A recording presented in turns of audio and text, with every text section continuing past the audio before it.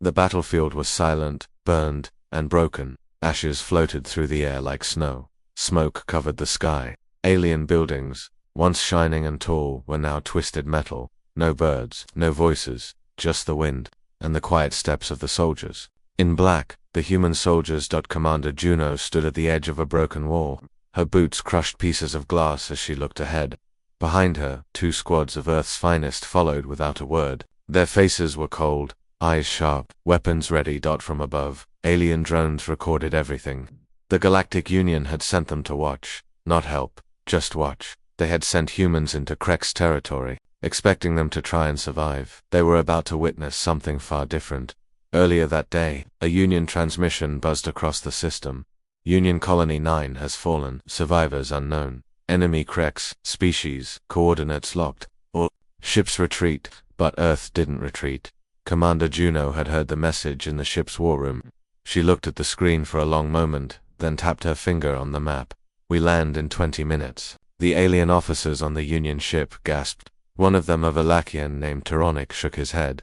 "You can't go there," he said. "The Kreks will tear you apart. They have death crawlers, acid storms, and mine burners. They eat their enemies alive."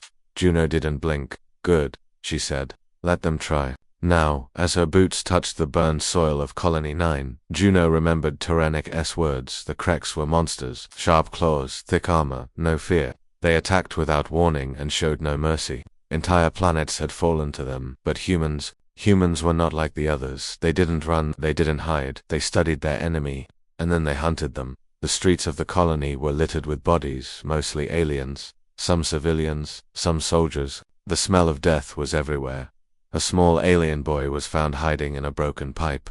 Dirty, shaking, his eyes full of terror. He didn't speak. He just pointed toward the old science lab. Juno nodded. The human squads moved quickly, silent, fast. Inside the lab, a Kreks unit was feeding. 3 of them stood around a table. On it, a body. They tore at it, hissing and growling. One turned its head and smelled something. A shadow moved. Before the Kreks could react, the lab exploded in noise. Pop, pop. Clean headshots one after the other. The last Kreks tried to charge, but a steel spike drove through its chest. A human soldier stepped forward and yanked his spear out. No words, no smile. Just war. Outside, the boy stared at the fire rising from the lab. Then he looked at Juno. "You came back," he whispered. "No one ever comes back." She didn't answer. She just walked past him. In orbit. The Galactic Union watched in silence. Aboard the Union flagship, alien generals and scientists stood around a large screen. The feed showed live footage from the drones. "Is that a single human team?" one asked. "They've cleared 3 city blocks in 10 minutes, another said, voice shaking. "But how?" "They're coordinated, fast. Their tech isn't even the most advanced, but they move like they've done this 100 times. They look. Com. No one noticed Tyrannic standing in the back of the room. He was staring at the screen with wide eyes. "They're not calm," he whispered. "They're angry." The Kreks were learning too. One of their commanders, a beast with black spikes and red eyes, slammed his fist into a wall. "These things," he growled, "they bleed. They die, but they don't scream." Another Kreks, younger and smaller, hissed back. "We thought them weak," it said, "but they are like fire." The commander turned toward the battle map. "Send everything," he ordered. "I want their bones." The night came fast on Colony 9, but the humans didn't rest. Instead, they moved deeper into Krek's territory. They entered tunnels, burned hives, and rescued what few survivors remained. Every fight was short and brutal. No mercy, no hesitation. One soldier named Ramirez found himself face to face with a Krek's beast, twice his size. It roared, charged, claws ready. Ramirez smiled. He dropped a small cube on the ground. The Kreks stepped on it. It exploded. Pieces of the beast rained across the alley. By morning, drone footage showed the impossible. The humans had pushed the Kreks out of the colony. Only 30 soldiers had landed. All 30 were still alive, and the Kreks had lost over 300 warriors. The aliens aboard the Union ship couldn't believe it. "They're not soldiers," one said. "They single quotes something else." Commander Juno stood at the center of the colony, surrounded by smoke and wreckage. A Krek's body lay at her feet. She looked up at the nearest drone, knowing the galaxy was watching. Then she spoke, calm and clear. "This is your warning. We're not peaceful because we are weak. We're peaceful because we choose to be. She paused. But if you bring war to us, we will show you what we really are. In the deep Krex war councils, fear spread for the first time. The humans didn't just fight, they hunted. They didn't just kill, they broke the will of the enemy. One Krex warlord slammed his clawed fist into the stone table. They must be stopped. But another voice, a general with scorched armor, growled softly. Too late, and far away. On peaceful planets across the Union, people gathered in front of screens. Children watched the human soldiers walk through fire. Teachers rewrote history lessons. Leaders whispered in dark rooms. Humanity had shown its first blood, and the galaxy would never forget the wrath that followed. The Galactic Union Defense Fleet was the most powerful force in the known galaxy, at least on paper. Dozens of alien species, hundreds of warships, and thousands of soldiers stood ready to defend peace. Yet today, they were not at peace. Today, they were waiting for the humans. The main command ship floated in orbit above Krex invaded space. Its large glass windows looked down at the planet Bella, once a quiet colony, now burning under the claws of the Krex. Inside the war room, alien officers moved around nervously. They stared at screens showing destruction, smoke, and death. They whispered among themselves. None of them had ever seen the Krex move this fast. Where are the reinforcements? One asked. Who answered the call? An older officer, gray-skinned and heavy-eyed, looked up slowly. Only Earth replied. The room fell silent. Minutes later, a sleek black human warship exited hyperspace. It looked smaller than most Union vessels, less shiny, less elegant, but its shape was sharp, built for purpose, like a weapon that had tasted battle too many times. The name Oblivion was painted in white letters on the side. Inside, Commander Juno walked calmly through her ship's hallway. Her soldiers were busy, weapons, cleaning gear, drinking coffee. Some laughed, some played cards. No one looked worried. A Union observer on board, an insectoid officer named Krillic, watched them with disbelief. He buzzed to his comms, whispering to his superior. There, joking, laughing, even playing games. We sent them to war and they act like tourists. Krillic's camera lens zoomed in on a table where 3 human soldiers were trading jokes. And then the Krex says, I thought that was the bathroom. One laughed, others roared with laughter. Krillic twitched. They're not serious. This is insanity. Commander Juno passed behind him. Her voice was quiet but firm. They're calm because they've seen worse, she said. You mistake peace for weakness. Officer Krillic. Krillic turned. You aren't afraid. She looked him straight in the eye. We're focused. Later, in the drop room, the humans geared up. Each one wore dark armor, simple, flexible, and marked only with small names and units. No bright colors, no medals, only experience. The ship's AI spoke. Drop in 60 seconds. Planet atmosphere. Unstable Krex forces within 15 clicks. Juno tightened her gloves and faced her squad. Rules of engagement, one asked. No rules, she said. Just save the survivors. And remind the Krex who we are. The soldiers nodded. Not one of them flinched. The drop doors opened. Wind screamed inside. The ground below was red and burning. And then humans jumped from the command ship above. Union officers watched the human soldiers fall from the sky in tight formation. One officer whispered, they didn't even ask for air support. Another said, they don't have shields. No extra drones, just them. Krillic stepped forward, eyes wide. Do you see them? He said. They're not scared. An old Union general sighed. They should be. Down on the battlefield, the first wave of Krex attacked fast. Huge beasts with armored hides and acid claws ran toward the landing zone. They screamed war cries in a voice only monsters could speak. But the humans were already ready. Before the Krex reached them, bullets rained like a storm. Precise, deadly, every shot counted. One Krex fell, then another, then 5. Explosions lit the sky. Drones flown by human pilots crashed into Krex groups with perfect timing.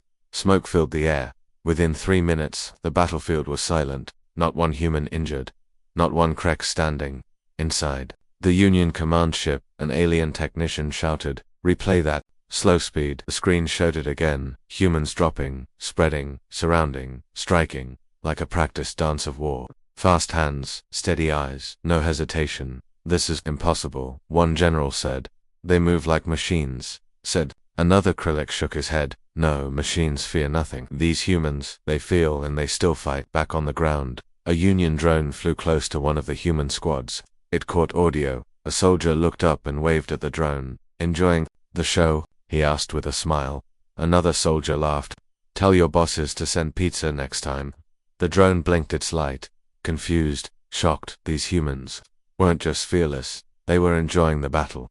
Meanwhile, the Kreks were not ready. In their command base, a Kreks war leader slammed his claws into the stone wall. These creatures, they bleed, they burn, but they don't stop. A smaller Kreks hissed. We hit them with shock beams, no effect, flame swarms. They ran through it. The war leader bared his teeth. We thought they were prey, but their fire, ours. Later, the humans had secured the first colony sector. They found survivors aliens hiding in bunkers, wounded in the rubble. One small girl with 4 arms and wide yellow eyes reached out to a human medic. Are you real?" she asked. The medic smiled, picked her up gently, and said, "We're late, but we're here." The girl whispered, "You're not like the others. You didn't leave."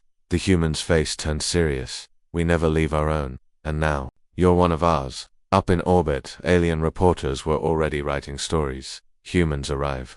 Earth's soldiers calm under fire. Kreks forces retreat. An old news anchor, Grayford and Wise, read the headline aloud. They thought humans were tame. He looked into the camera.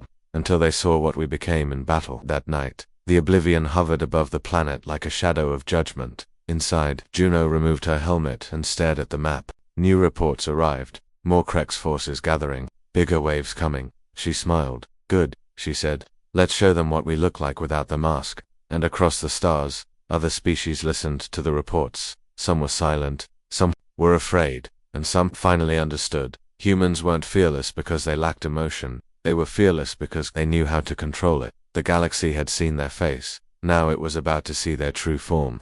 The Kreks were angry now. They had sent one wave. It failed. They had sent more beasts. Burned, they had expected screams, chaos, surrender. Instead, they met silence, precision, death, from orbit. The Kreks commander stood inside his spiked battlecruiser, staring at the surface of Colony 9. "They're just humans," he growled. "Send 10 warships." His second-in-command blinked. 10. For 30 soldiers. "They're not soldiers," the commander snarled. "They're something else."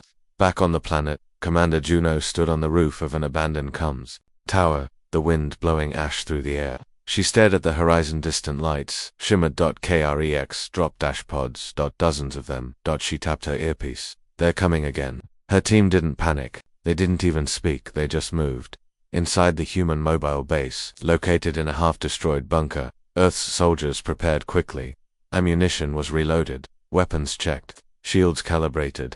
Sergeant Brooks smiled as he pulled out a strange black case. "Time to try the new toys." Juno nodded. "Only if they bring their full force." Brooks looked outside. They just did. The Kreks came like thunder. 10 warships entered the atmosphere, launching firebombs and acid clusters at every building. Kreks beasts fell from the sky, roaring, armored, and full of hate. It was their biggest strike yet, and the humans waited in orbit. The Galactic Union officers watching the battle had no idea what was coming.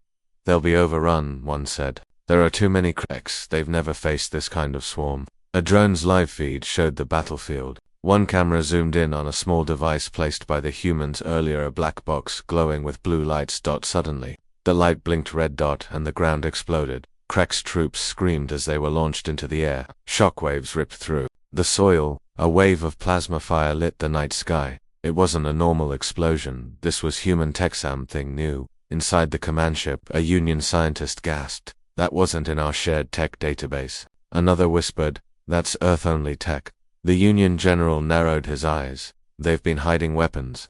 On the ground, the fire kept rising. The Kreks tried to regroup, but humans had already moved. They fought from rooftops, alleyways, and hidden bunkers. Drones flew low, dropping smart mines that followed targets. A Kreks beast, the size of a shuttle, charged straight at Juno's position. She didn't move. She raised a device from her belt and tapped once. The beast stepped on a metal disc. It vanished. In a flash of white-blue light. Gone. Not dead. Erased. Inside a Kreks cruiser. Panic spread. "These are not Union weapons." One screamed. "They are using dimensional tech." Another Kreks slammed its claws into the console. "They are not soldiers. They are death." Commander Juno moved through the burning ruins with her team. Every move was fast, efficient, human. Fire teams worked like parts of a machine. No shouting, no panic. Only results. Sergeant Brooks radioed in. "North sector clear. 32 Kreks down. No losses." Another voice. "South side holding. Enemy retreating." Juno raised her weapon and said calmly, "Push forward." No mercy. Hours later, the fires dimmed. And in the smoking crater where the Krex command post once stood, a human flag stood in the dirt, simple. UNMOVING. But it said everything. In orbit. Union officers sat in silence. No one spoke. The reports came in one by one. Krix warships destroyed. 6 Krix troops eliminated. 900 plus human casualties. 0. An alien commander whispered, "This wasn't defense." Another said, "It was punishment." On Krex worlds, news of the loss reached their elders. A high war priest hissed, "We called them prey." The elder beside him said, "And they became our predators." Back on Colony 9, Juno stood outside what used to be a Krex base. The battle was over. For now, Krillik, the Union observer who had laughed before, stood next to her. His voice shook. What are you?" She looked at him, then up at the stars, and replied, "You called us Tame." She turned. "Now you see the fire." The stars were no longer quiet. Across the galaxy, news of the battle on Colony 9 spread like fire. Reports came from drones, recordings, and terrified survivors. Everyone had seen what happened. Everyone had seen humans fight like nothing before. Krex were not just defeated, they were humiliated, burned, broken, and most terrifying of all, the humans didn't celebrate. Inside the Galactic Union Council chamber, dozens of alien leaders sat in silence. Their faces were pale, their eyes wide. No one wanted to speak first. Finally, Councillor Shwaru, a blue-skinned elder from the Varnari species, spoke. "I watched the battle," he said. "I watched humans kill with precision. I watched them smile while doing it." An insectoid leader, named Vexel, hissed, "They said humans were peaceful." Another councillor replied, "They were, until we showed them war."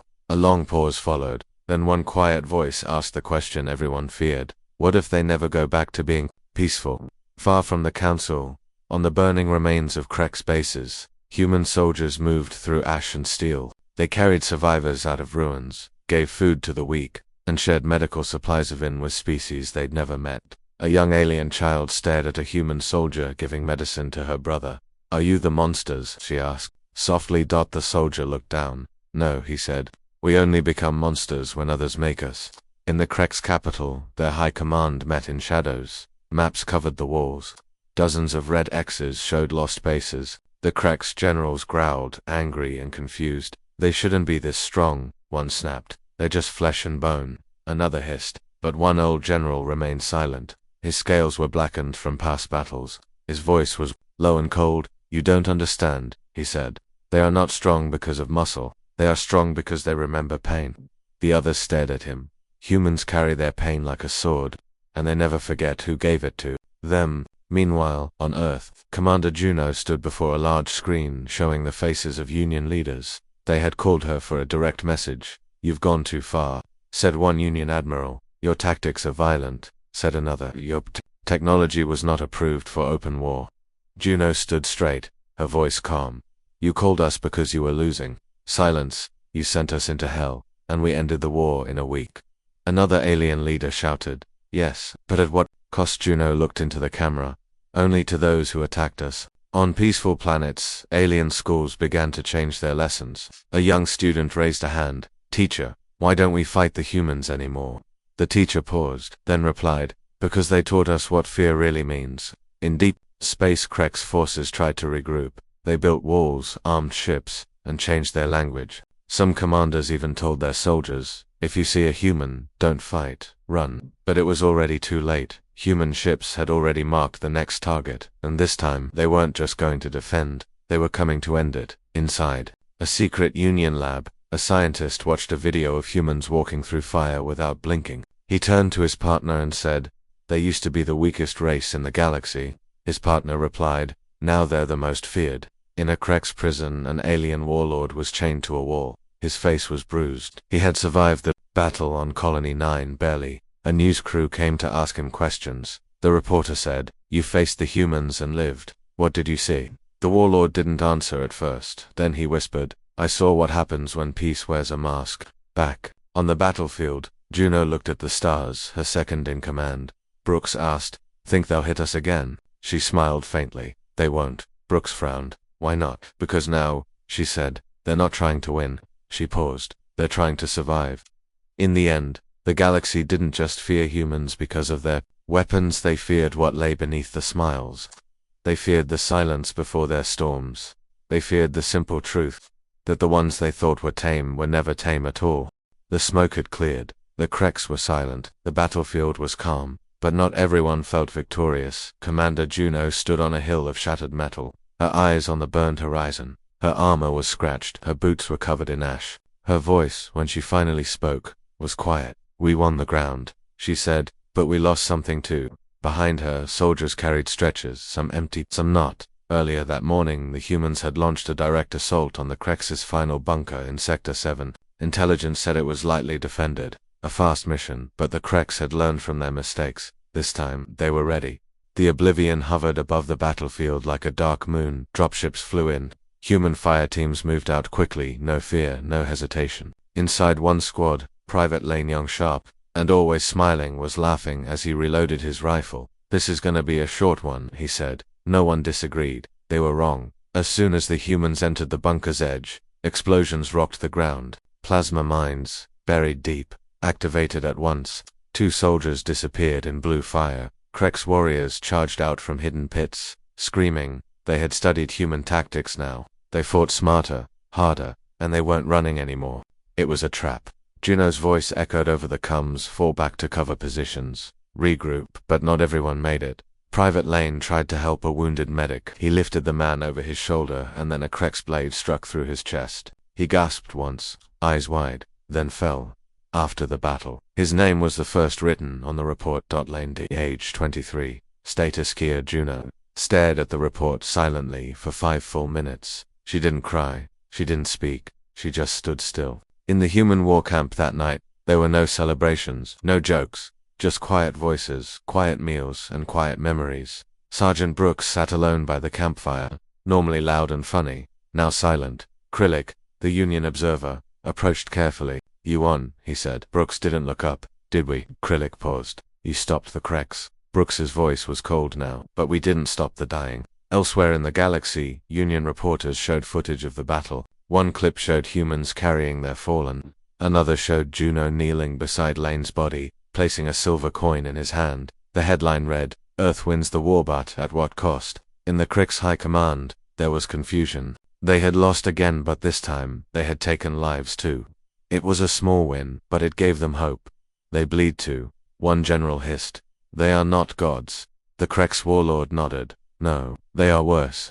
Back in the field, a new human platoon arrived. Fresh troops, young faces. Commander Juno met them at the edge of the outpost. One young soldier asked, "Ma'am, will it be like the reports said, fast and clean?" Juno looked at her for a long time, then replied, "No, it'll be hard, and it'll hurt, but it'll matter."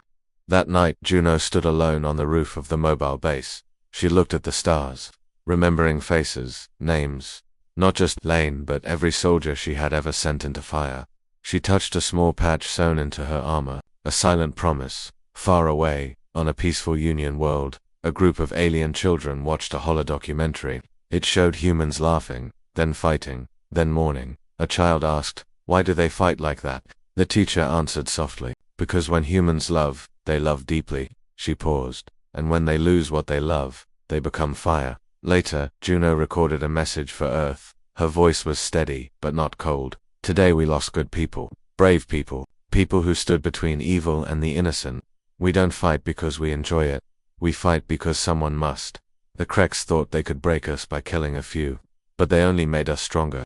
We carry our pain like a shield now, and we will not stop until every last child in this galaxy is safe from monsters." At the edge of the sector, a Krek scout watched the human base from far away. He saw no lights, no noise, just stillness. He turned to run, but something stopped him. Not a wall, not a weapon, just a thought. They grieve, but they do not break. He left a message for his warlord that night. "We cut them, but they do not fall. We burn them, but they do not turn away. They feel pain, and that makes them unstoppable." And back at the Oblivion, Juno placed Lane's coin inside a metal box. She closed the lid slowly, and whispered, "We are fire, but fire remembers who it burned for." The war had changed. Not just on battlefields, not just in space, it had changed in the hearts of species across the galaxy. And the change had one name: humanity. On the peaceful world of Solora, The Galactic Council gathered once more. The council chamber, once filled with pride, now felt tense. Screens showed live feeds from across Union space, Crick's forces retreating, human ships patrolling 3 sectors, new alliances being signed with Earth. Councillor Sharu stood at the center of the chamber. "We must talk about the future," he said. One councillor asked, "Do you mean the Crick?" Sharu shook his head slowly. "No, I mean Earth." Back on the battlefield, the Oblivion moved toward the Crick's border. Behind it, 3 full Union war fleets followed. Species that once saw humans as weak now followed their orders. Inside the war room, Commander Juno looked at the star map. "Sector 4 is next," she said. Union officers nodded without question. Sergeant Brooks leaned over and whispered, "Do you notice something, man?" "What?" "No one argues with us anymore." Juno didn't smile. "That's not always a good thing." In the Crick's capital, panic had become routine. "Earth controls the Eastern Front," one general yelled. "They've taken every outpost." A warlord growled, "The other species are joining them. We are being surrounded." An advisor whispered, "We started this war, but they're the ones ending it." Across the galaxy, stories spread. Some said humans fought like machines, others said they made war like artists, and some whispered, ... They didn't just fight, they made the galaxy bend. On the water world of Render, a small planet ruled by scholars, the local leaders held a vote: should we ally with Earth? The vote was unanimous. Not out of fear, but because they believed Earth stood for justice even if it came with fire. In a secret Union base, scientists studied recovered human weapons. "They built this alone," one said. Another nodded. "And never shared it with us." Why? Because they knew one day we might turn on them. The room fell quiet, and everyone understood what that meant. Meanwhile, a Crick spy was caught trying to hack into Earth's fleet system. He was dragged in chains to the human forward base. But instead of torture or revenge, Commander Juno ordered something strange. "Feed him, heal him, let him watch." The officers were confused. "Ma'am, why?" She looked out the window at the stars. "Because fear teaches nothing but watching us work. That changes minds." The spy sat quietly in the corner of the human war room, watching them. They joked, they laughed, they argued like family. But when the alarm sounded, they turned into silence, sharpness, fire. In one moment, kindness turned to deadly focus, and the spy understood they were never tame. The next day, a message arrived in the Union Council room. It came from the Crick's homeworld, the High Warlords. Voice was low, shaking. "We wish to talk." The chamber froze. One ambassador said, "They never surrender." Another added, "They must be desperate." But the message continued, "Not to the Union, not to the Council. We will speak only to Earth." Back on the Oblivion, Juno received the message. Her officers waited for her answer. She stared at the screen. The Crick symbol blinked slowly. Then, she spoke. "Tell them we'll talk. But not because we're weak. Because we want this galaxy to live." That night, across Union space, citizens watched a newsfeed. A teacher stood before her class. "Children, today marks the first day of peace talks." One student raised a hand, who forced the Cricks to talk. The teacher smiled. "You already know who?" She pointed to the screen, where the Earth emblem spun slowly in gold. On the other side of the galaxy, a Crick's child asked his father, "Will the humans come here?" The father paused, then answered, "If they come, it will not be to conquer, it will be to protect." And far above them all, the stars watched in silence. They had seen empires rise and fall, but never before had they seen a species like this. One that bled, one that burned, one that grieved, and still stood up for others. The galaxy had turned, and Earth now stood at its center. Not just as warriors, not just as leaders, but as the species that proved sometimes the ones you think are soft are the ones who will fight the hardest. The war had ended. The stars were quiet again. The Cricks were silent, and for the first time in years, there was peace. But it was not the same galaxy anymore. Earth had changed everything. They came as allies, fought like fire, led like storms, and now the galaxy looked to them not with pity, but with respect and fear. On the capital world of the Galactic Union, a new monument was being built. Not of gold, not of stone, but of steel. At the center stood a human soldier, not holding a weapon, but holding the hand of a small alien child. The message was simple: we fight because we care. Inside the new Union Assembly Hall, Commander Juno stood before leaders of 52 species. She wore no armor today, only a simple black uniform. Her words were calm, but powerful. "We were not born to rule. We didn't ask for war. But when war came, we stood. She looked at the Krek's representative, once a feared warlord, now quiet in his seat. We showed you our fire, but never mistake our fire for hate. A pause. We wanted peace. You taught us war. Now we keep peace, by never being tame again. The chamber stood. Every leader clapped, and out of custom, but truth. Elsewhere, on a farming planet far from any battle, a young alien boy read an Earth history book. His father watched quietly as the boy pointed at a page. Dad, these humans were attacked. Why didn't they give up? The father smiled. Because they remembered who they were and what they stood for. In Earth's orbit, the Oblivion finally returned home. Dad's hull was scarred, its engines tired, but its flags still waved. Sergeant Brooks stood beside Juno as they looked out at the blue planet below. Feels strange, Brooks said. No alarms, no screaming. Juno nodded. Peace always feels strange at first. He looked at her. Do you think they'll ever forget? She shook her head slowly. No one forgets fire, especially when it's quiet. On the Krek's homeworld, schools began teaching a new subject, galactic history, the human chapter. For generations, the Kreks had taught only strength and fear. Now they taught something different. Mercy is not weakness, peace is not surrender, and never poke a sleeping fire. One day, the Galactic Union hosted a massive ceremony. They offered Earth a seat at the center of the council, a role that once belonged to the most powerful species. Juno attended in full dress uniform, medals on her chest, silence on her lips. When asked to speak, she gave only one line. We accept not as rulers, but as guardians. Far from the cities and politics, in a green field outside the ruins of Colony 9, a memorial was raised. Names were carved into the black stone, human names, alien names, all those who died fighting for something greater than themselves. Private Lane's name was there. His mother stood before the stone, hand pressed to the letters. A small alien girl, the same one he'd once saved, stood beside her. I remember him, the girl said. He smiled. The woman nodded, tears in her eyes. Yes, that's how he wanted to be remembered. Galactic documentaries now told the story of the war in simple titles. The day the Tame ones roared, the fire from Earth, the humans who changed the stars. And on a dark planet in the outer rim, a young Krek soldier asked his commander, do the humans still fight?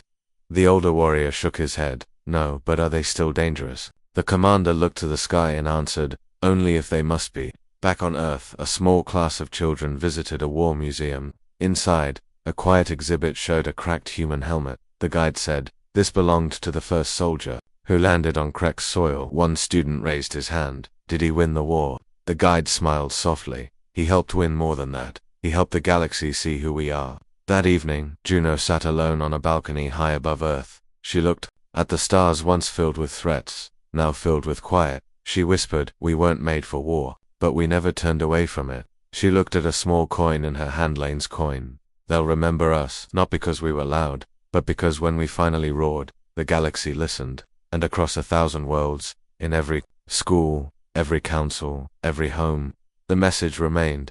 Never underestimate the quiet ones. Never mock the kind ones. And never forget, the ones you thought were tame were never tame at all.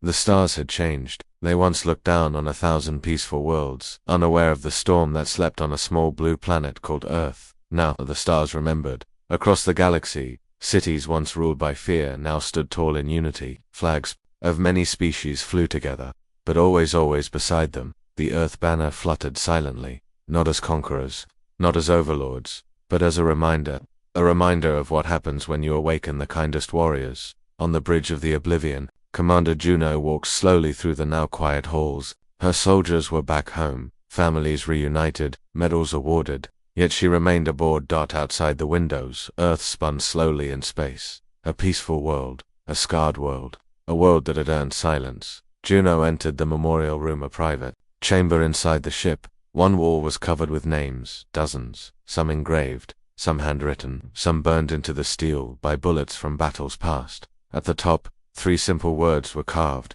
We remember quietly. She ran her fingers over the name, Lane D, and next to it, a quote he once said, if I fall, I'll fall forward. Elsewhere in the galaxy, a new school opened on a planet once ruled by the Kreks. It had no walls, just sky, trees, and stories. Young alien teacher told her students once, humans were seen as soft, easy, slow, weak, but they were never those things. They just waited and hoped they'd never have to show their true face. A child asked, "What is their true face?" The teacher smiled gently. Hope, wearing armor. On Earth, the Galactic Union held its first peace festival in over 300 years. Dozens of species, attended species that once hated each other, once feared each other, now shared food, laughter, and dance. The crowd parted as Commander Juno arrived, with guards, not with weapons, just in a plain black uniform. Medals removed. One child from the correct side of the plaza walked forward. She held a single white flower. "It's for the quiet ones," she said, handing it to Juno. Juno took it carefully and nodded. Later that night, in a quiet room, a message played across all major channels. Juno's face appeared on the screen, calm and centered. "Peace is not given. Peace is earned. We didn't come to rule. We came to remind the stars that kindness is not weakness, and silence is not surrender." She looked directly into the camera. "You saw what happened when we were forced to fight. So understand this. If you threaten the innocent again, we won't roar." A pause. "We'll whisper, and the galaxy will tremble." On the edge of known space, a new planet was being settled. Not a human planet, but one protected by Earth. Alien engineers built homes. Human doctors helped treat the sick. Children from 10 different species played together. A small plaque stood at the entrance of the town, guarded by Earth, not because we are strong, but because we remember being weak. Inside a library on the moon, an ancient alien scholar updated the galaxy's official history scrolls. He dipped his pen and wrote slowly, "In the time of fire, the humans stood. In the time of silence, the humans stayed. In the time of peace, the humans watched. And in all times, the humans remembered." And deep within the stars, someone whispered the truth, not in fear, not in hate, but in awe. Asterisk, asterisk, the humans are no longer the mystery, they are the measure. Asterisk, asterisk, the galaxy would move on. New threats would rise. New stories would be told. But one lesson would always remain: the ones you thought were tame were never tame at all.